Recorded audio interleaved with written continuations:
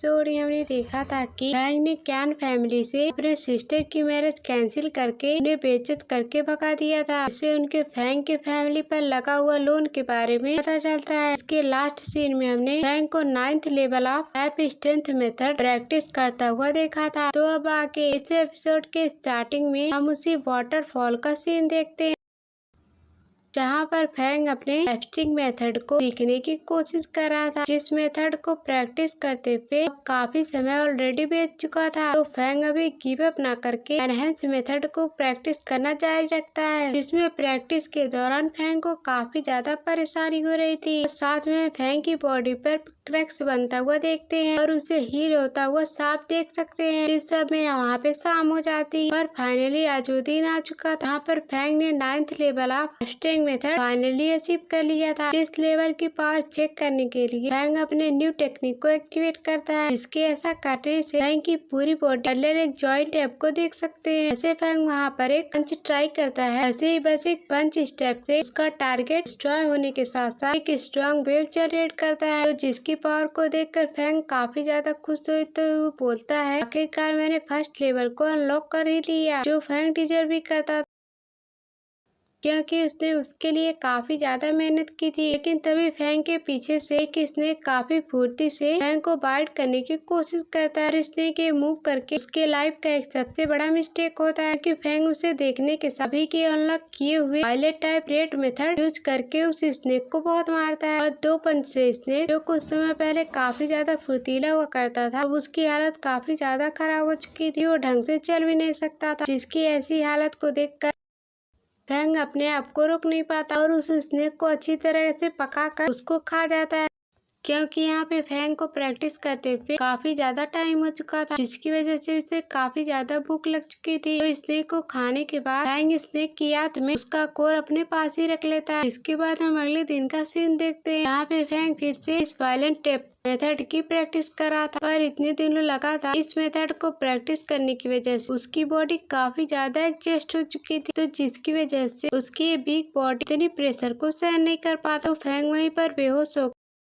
अपने सामने वाटरफॉल में जाकर गिरता है और वहाँ पर फैंग किसी तरह से होश में आकर अपने आप को डूबने से बचाकर इस रिवर से बाहर आ जाता है, जो सोचता है मैंने इतने दिनों से इस लेवल 1 की प्रैक्टिस की है, तो जिसकी वजह से मुझे ऐसा लगता है मैं इस लेवल 1 की पावर कंट्रोल कर सकता हूँ। तो फिर हम फैंग को वायलेंट टाइप टेक्निक को लेवल 1 को प्रैक्टिस करता हुआ देखते हैं और हम देख सकते हैं फैंग इस लेवल 1 की पावर को काफी अच्छी तरीके से हैंडल कर अपने डेस्टिनेटेड टारगेट को डिस्ट्रॉय कर पा रहा था। तो इसी दौरान कुछ लोगों को फॉरेस्ट में आता हुआ देखते हैं, जहाँ पे फैंग अपनी प्रैक्टिस कर रहा था। जिन लोगों में ये जो ओल्ड मैन था काफी ज्यादा वीक और बीमार दिख रहा था, इन लोगों को दिखाते ही हम फैंग को देखते हैं, जो कि बोल रहा था फाइनली मैंने लेवल 1 को पूरी तरह से हैंडल कर लिया और अब जबकि मैंने इतने दिनों तक प्रैक्टिस की तो अब मुझे घर चलना चाहिए। तो जिसकी वजह से फैंग अपनी इस टेक्निक के एक काफी ज्यादा जरूरी बात बताता है। जो भी कल्टीवेटर इस वायलेंट टाइप टेक्निक को कल्टीवेट करता है, उसे इस टेक्निक को रेगुलर बेस पर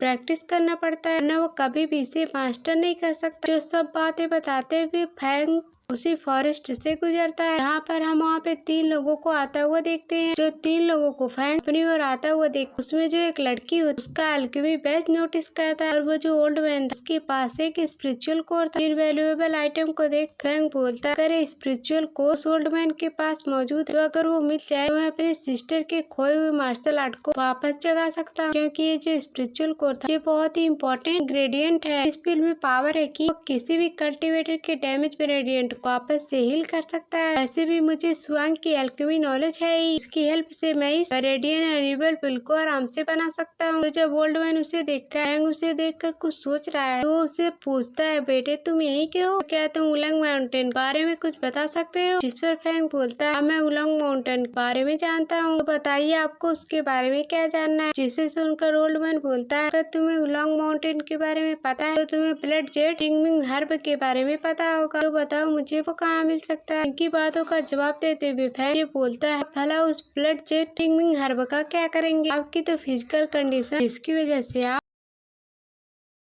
ब्लड जेट जिंगमिंग हर्बन को कंज्यूम कर ले, अभी आप 30 दिनों के अंदर मारे जाएंगे। इसमें इतना अपने ग्रैंडपा के बारे में बोलता हुआ देखकर उस ओल्ड मैन के बगल में खड़ी हुई लड़की जो उसकी ग्रैंड डॉटर थी वो बोलने लगती है, तुम्हारी हिम्मत कैसे हुई मेरे ग्रैंडफादर को इस तरह उल्टा बोलने की? मैं मानती हूँ उनकी हेल्थ ठीक नहीं, पर तुम इन्हें ऐसा नहीं कह सकते। इस पर फैंग लियाना को बोलता है, मैं झूठ नहीं बोल रहा और न ही मैं तुम्हारे ग्रैंडफादर को कह दे रहा, इसके बारे में तुम उनसे खुद ही पूछ सकती हो। लेकिन लियाना फैंग की इन बातों से काफी ज्यादा गुस्सा हो चुकी है, तो गुस्से में फैंग से फाइट करना स्टार्ट कर देती है। और फैंग अभी काफी ज्यादा पावरफुल हो चुका था, जो लियाना के किए हुए सभी अटैक को काउंटर करते हुए अभी के सीखे फ्रंट टैप टेक्निक के लेवल 1 का यूज करके एक बहुत ही पावरफुल पंच उसे देकर मार देता है। इससे लियाना काफी ज्यादा इंजर्ड होने के साथ वहाँ से पीछे चली जाती है। ओल्ड मैन जब देखता है जब उसकी ग्रैंड डॉटर तो फैंग के सभी बताए हुए बात सच थी, तो वो तुरंत ही उसके फाइट को रोक देता है और फैंग से सवाल करता है कि तुम्हें कैसे पता कि मेरे पास जीने के लिए बस कुछ ही दिन रह गए। जिस पर फैंग उन्हें बताता है ब्लड जेट जिंगमिंग हर्ब इस भी कल्टीवेटर की खोई हुई एनर्जी ब्लड को वापस से रिगेन करवाती है। और आपके केस में आपका ब्लड काफी ज्यादा लॉस हो चुका है, इसकी वजह से ब्लड जेट जिमिंग ग्रास आपके काम का नहीं है। और अगर आपको अब मेरी बातों पे यकीन नहीं तो आप ब्लड जेट जिमिंग ग्रास को बस कंज्यूम करते रहिए, देखिएगा आप 30 दिनों के अंदर कंफर्म मारे जाएंगे। इसके इस बातों से ओल्ड मैन समझ जाता है फैंग के पास काफी ज्यादा हर्ब का नॉलेज है और अगर उसके पास ये सब वो जरूर एक एल्केमिस्ट भी होगा, तो इसलिए वो फैंग से सवाल करता है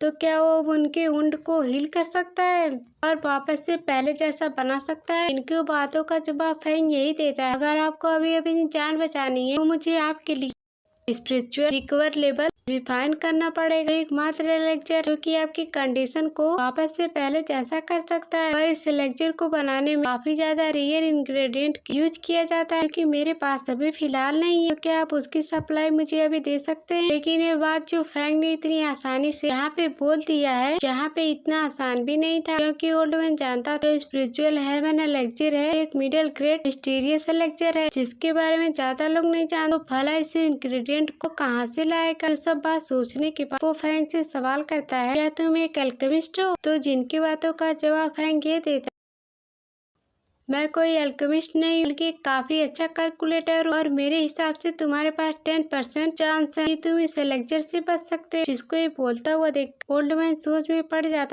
क्या सच में यंग मैन मेरी जान को बचा सकता है? इनको इतना सोचता हुआ देख लियाना अपने ग्रैंडफादर से बोलती है, हमें इस लड़की की बात सुनने की जरूरत नहीं है, हमें बस यहाँ ब्लड जेट जिंगमिंग हर्ब को करेक्ट कर ओक्सीडेट एडिक को देना होगा, तो जरूरी आपके इंटरनल इंजरी को हील कर सकते हैं। और ओल्ड मैन के माइंड कुछ और ही चल रहा, वो बस यही सोच रहा भले बंदा एक यंग मैन है, उसको एल्केमी और हर्ब के बारे में बहुत ही ज्यादा नॉलेज है। जिस प्रेसिडेंट एडी की बात लियाना कर रही है उनके पास ऑलरेडी 2 बार ब्लड जेट जिंगमिंग हर्ब को लेके जा चुके हैं और ढंग से वो इसके पिल को भी रिफाइन नहीं कर पाते। इन सब बातों को ओल्ड मैन ध्यान रखते हुए फैंग को बोलते हैं, तुम्हें सभी इंग्रेडिएंट को प्रोवाइड करवाता हूँ, तुम मेरे लिए वो एलेक्जर को रिफाइन कर दो। फैंग उन्हें बोलता है, आपके लिए वो एलेक्जर तो रिफाइन कर दूंगा पर इसके लिए मेरी 2 कंडीशन आपको मानना पड़ेगा। पहली कि आपको मुझे स्पिरिचुअल कोर देना पड़ेगा कि आपने अपने गले में पहना। इसको ये बोलने की देर ओल्ड मैन अपने पास उस स्पिरिचुअल कोर को बाहर निकाल कर फैंग को दे देता है। दूसरी कंडीशन फैंग उसके सामने ये रखता है, उसके बनाए एक्स्ट्रा स्पिरिचुअल एलेक्जर खुद ही रखे। पर ओल्ड मैन फैंग के दूसरे कंडीशन को जानकर काफी ज्यादा हैरान होता है, क्योंकि अगर फैंग इस एलेक्जर के 2 पार्ट करने तो उसके लिए उसे 2 पिल को बनाना पड़े, जो किसी भी अल्केमिस्ट के लिए फिलहाल नामुमकिन है। पर अगर वो अल्केमिस्ट इसी तरह से बनाना भी चाहे